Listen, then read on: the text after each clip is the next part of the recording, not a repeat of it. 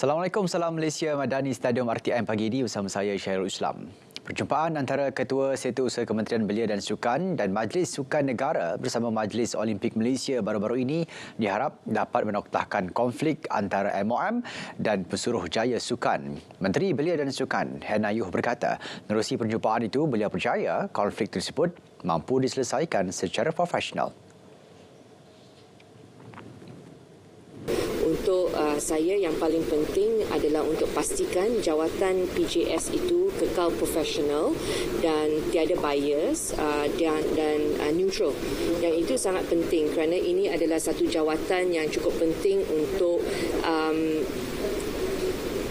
menguatkuasakan Akta Pembangunan Sukan dan seperti yang saya telah nyatakan dalam Parlimen, ekosistem sukan yang harmoni sangat penting untuk kita. Jadi saya percaya dengan courtesy call yang telah diadakan antara KSU dengan Tuan Haji Rashid bersama Presiden Olympic Council, saya percaya perkara ini kita boleh selesaikan dengan cukup profesional dan tenanglah.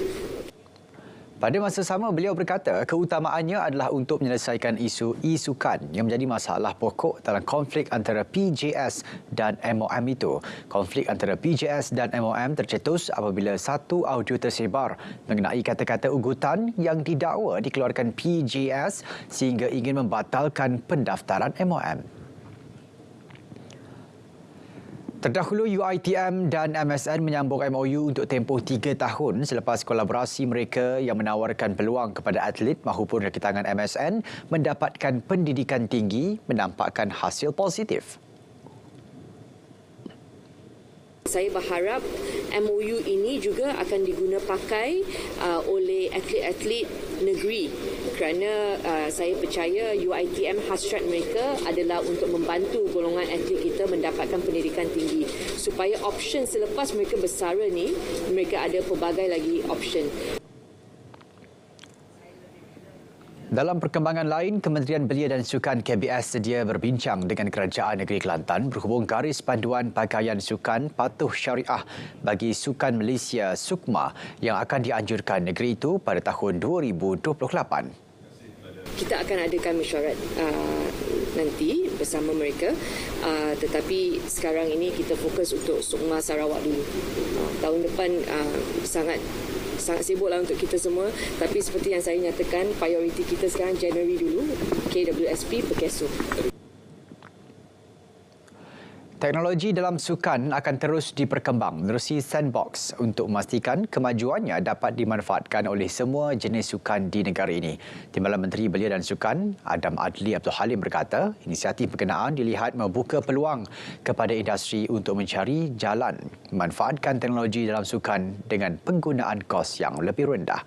Jelasnya melalui inisiatif itu, Institut Sukan Negara bakal dipertanggungjawabkan untuk terus memastikan adanya jaringan antara industri dan persatuan sukan dengan pihak luar yang boleh membantu dalam perkembangan tersebut.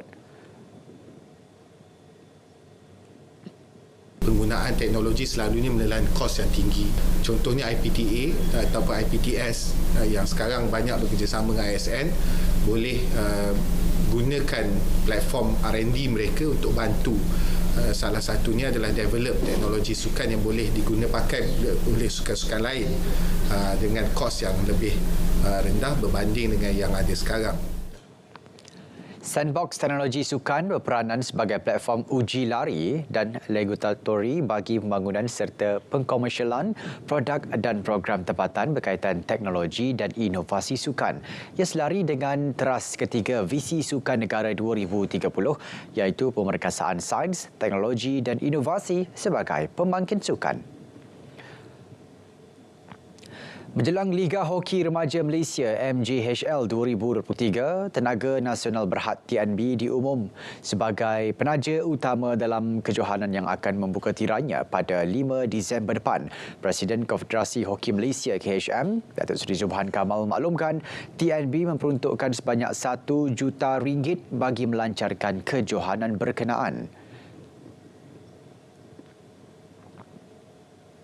Pembiayaan RM1 juta oleh Tenaga Nasional Berhad untuk membiayai kejohanan Piala Dunia Remaja. TNB adalah penaja utama dengan 1 juta. Kita ada banyak lagi sponsors yang datang. Besok pun ada satu lagi sponsor. Tapi dalam tu juga kami merasakan TNB lah yang menjadi penaja utama rasmi bagi kejohanan ini untuk World Cup, Junior World Cup. Dan kami amat bersyukurlah kerana dapat menjalinkan hubungan baik berterusan bersama dengan Tenaga Nasional Berhad. Pada majlis sama, skuad hoki remaja lelaki negara akan tampil dengan jersey baharu yang mengekalkan warna kuning dan hitam pada saingan Piala Dunia Remaja 2023 berlangsung pada 5 hingga 16 Disember ini. Warna jersey itu sebagai simbolik kepada skuad Malaysia selain terdapat bendera sebagai lencana di bahagian dada. Pasukan Young Tigers diundi dalam kumpulan A bersama Chile, Argentina dan Australia dan akan membuka tirai kempen menentang Chile Selasa ini.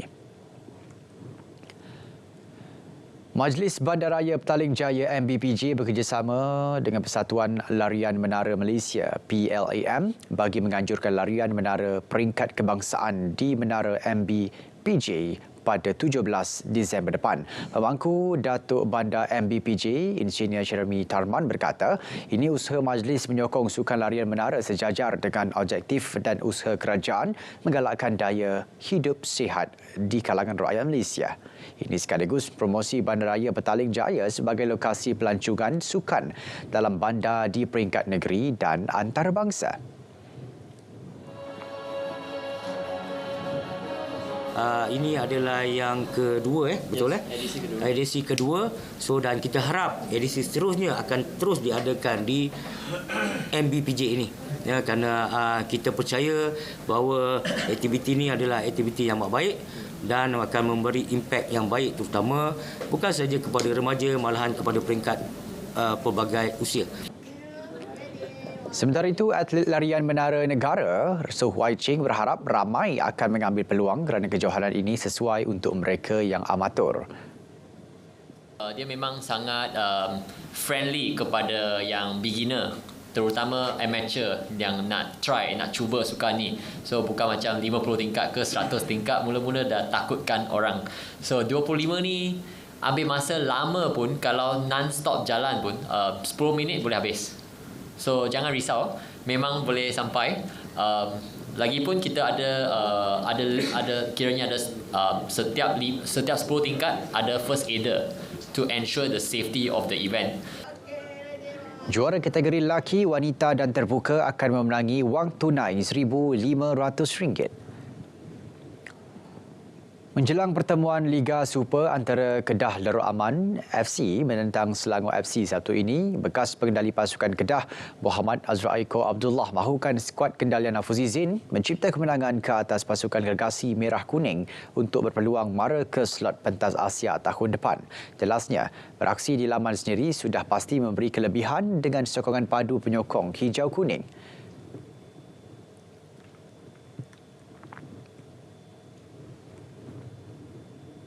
So dalam keadaan tersebut, harapan saya lah secara peribadi sebagai mantan pemain Kedah dan juga jurulatih, sangat-sangat mengharap musim depan kita dapat layakkan diri ke AFC. So bagi saya, semoga apa yang dirancang oleh Coach Nafuzi Zain tu menjadi pada hari tersebut lah. Lagi-lagi pula kita main di tempat kita sendiri. Selepas 24 aksi dan masih berbaki 2 perlawanan, Selangor di tempat kedua Liga dengan 55 mata, manakala KDA-FC mengekori rapat dengan 53 mata. Bagaimanapun, KDA-FC berdepan tugas sukar apabila bakal bertemu Sabah FC pada perlawanan terakhir Liga. Dari sungai ke segara, Palestin pasti merdeka. Sekian Stadium RTM, saya Syarul Islam. Assalamualaikum, salam Malaysia Madani, salam sukan untuk semua.